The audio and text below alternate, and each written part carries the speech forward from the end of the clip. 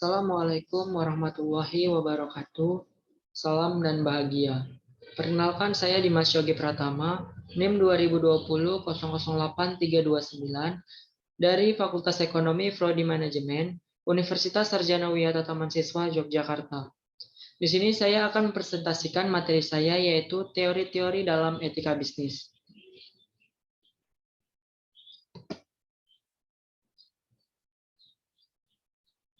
Apa itu teori etika?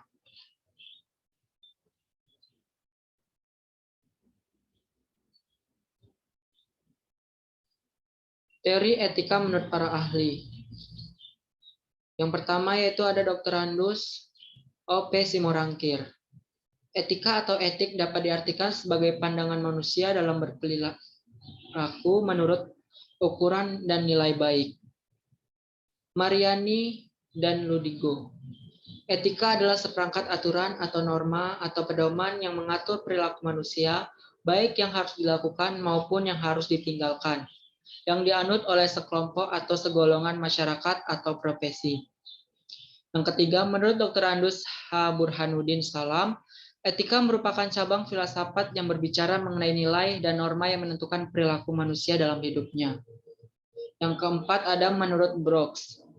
Etika adalah cabang dari filsafat yang menyelidiki penilaian normatif tentang apakah perilaku ini benar atau apa yang seharusnya dilakukan.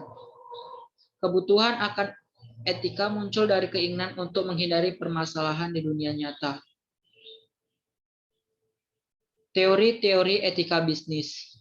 Yang pertama ada teori etika deontologi, yang kedua teori etika teleologi, dan yang ketiga teori etika utilitarianisme.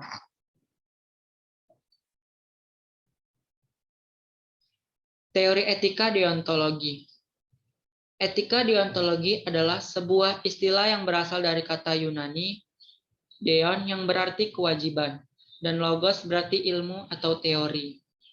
Menurut etika deontologi, suatu tindakan dinilai baik atau buruk berdasarkan apakah tindakan itu sesuai atau tidak dengan kewajiban.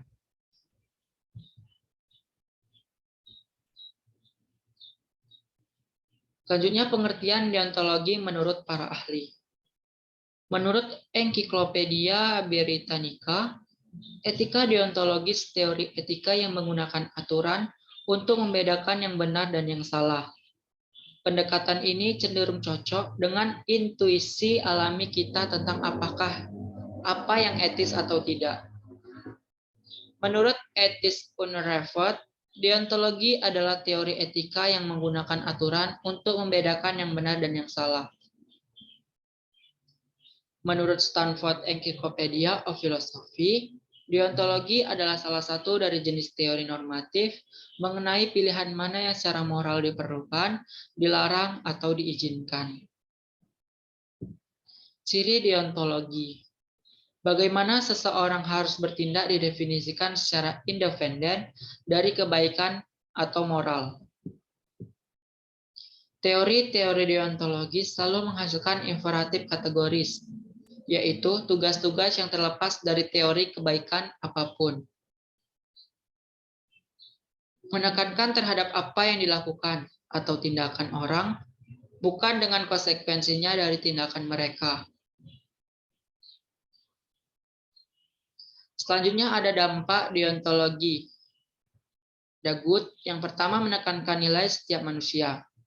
Kedua, memberikan penghormatan yang sama kepada semua manusia. Yang ketiga, beberapa hal tidak boleh dilakukan apapun konsekuensinya, baiknya yang mereka hasilkan. Yang pertama ada etika berbasis kewajiban menempatkan aturan absolut. Yang kedua, memungkinkan tindakan yang membuat dunia menjadi tempat yang kurang baik. Yang ketiga, sulit untuk merekonsiliasi tugas yang saling bertentangan. Selanjutnya yaitu teori teleologi. Dalam arti umum, teleologi merupakan sebuah studi filosofis mengenai bukti perencanaan, fungsi atau tujuan di alam maupun dalam sejarah dan mengukur baik buruknya suatu tindakan berdasarkan tujuan yang mau dicapai, dengan tindakan itu, atau berdasarkan akibat yang ditimbulkan oleh tindakan itu. Selanjutnya, tokoh teori etika bisnis. Yang pertama ada Plato. Untuk mencapai kebahagiaan, jiwa manusia harus sampai kepada dunia ide-ide. Pandangan Plato tentang pencapaian hidup yang baik tidak lepas dari teorinya mengenai jiwa. Yang kedua ada Aristoteles.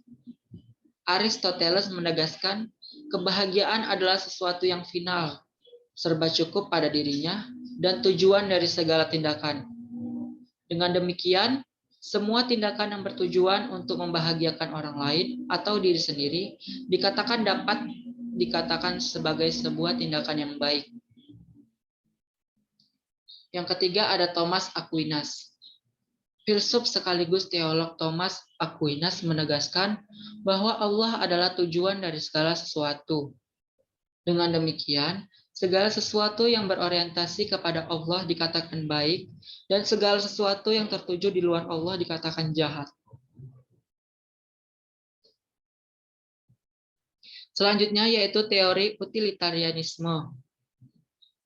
Utilitarianisme berasal dari kata Latin utilis, kemudian menjadi kata Inggris utility yang berarti bermanfaat. Menurut teori ini, suatu tindakan dapat dikatakan baik jika membawa manfaat bagi sebanyak mungkin anggota masyarakat. Atau dengan istilah yang terkenal, the greatest happiness of the greatest numbers. Paham utilitarianisme dapat diringkas sebagai berikut. Yang pertama, tindakan harus dinilai benar atau salah hanya dari konsekuensinya, akibat, tujuan, atau hasilnya. Yang kedua, dalam mengukur akibat dari suatu tindakan, satu-satunya parameter yang penting adalah jumlah kebahagiaan atau jumlah ketidakbahagiaan. Yang ketiga, kesejahteraan setiap orang sama pentingnya. Selanjutnya yaitu studi kasus. Di sini saya mengambil studi kasus dari perusahaan PT Perusahaan Listrik Negara atau PLN. Yang pertama ada pelanggaran teori deontologi di PT PLN. Dalam kasus ini, PT Perusahaan Listrik Negara atau Persero sesungguhnya mempunyai tujuan yang baik, yaitu bertujuan untuk memenuhi kebutuhan listrik nasional. Akan tetapi tidak diikuti dengan perbuatan atau tindakan yang baik, karena PT PLN belum mampu memenuhi kebutuhan listrik secara adil dan merata. Jadi, menurut teori etika deontologi, tidak etis dalam kegiatan usahanya. Yang kedua, ada pelanggaran teori hak di PT PLN. Sebagai pihak yang berhak memperoleh pelayanan dan distribusi listrik dari pihak PT PLN, hak masyarakat masih belum terpenuhi. Hal ini disebabkan karena masih banyak wilayah pelosok yang belum terjangkau listrik.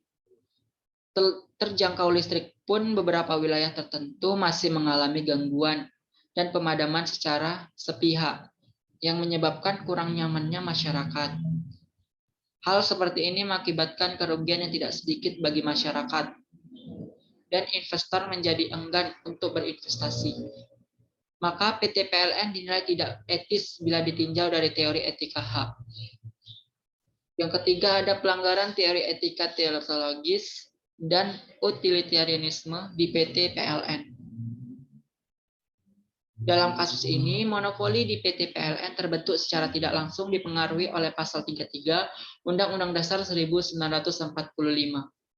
di mana pengaturan, penyelenggaraan, penggunaan, persediaan, dan pemeliharaan sumber daya alam, serta pengaturan hubungan, hukumnya ada pada negara untuk kepentingan mayoritas masyarakat dan sebesar-besarnya kemakmuran rakyat. Maka PT PLN dinilai etis bila ditinjau dari teori etika teleologi. Tindakan PT PLN bila ditinjau dari teori etika utilitarianisme dinilai tidak etis karena mereka melakukan monopoli, sehingga kebutuhan masyarakat akan listrik sangat bergantung pada PT PLN. Selanjutnya kesimpulan dari kasus tersebut yaitu dari wacana tersebut, dapat disimpulkan bahwa PT Perusahaan Listrik Negara Persero telah melakukan tindakan monopoli yang menyebabkan kerugian pada masyarakat. Tindakan PT PLN ini telah melanggar Undang-Undang Republik Indonesia Nomor 5 Tahun 1999 tentang larangan praktik monopoli dan persaingan usaha tidak sehat. Terima kasih. Mungkin itu saja yang dapat saya sampaikan. Lebih dan kurangnya saya mohon maaf. Assalamualaikum warahmatullahi wabarakatuh.